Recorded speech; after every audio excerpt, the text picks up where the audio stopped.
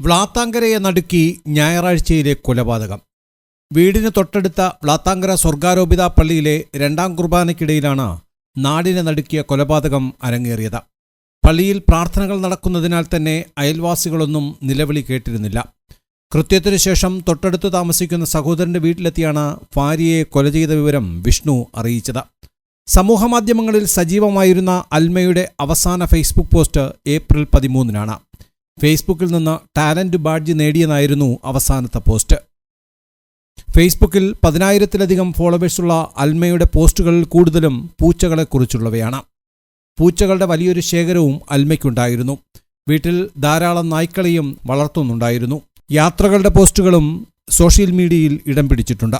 നാട്ടുകാരും അയൽവാസികളുമായി അകലം പാലിച്ചിരുന്ന കുടുംബത്തിൽ എന്താണ് സംഭവിച്ചതെന്നതിൽ ഇപ്പോഴും അവ്യക്തത തുടരുന്നുണ്ട്.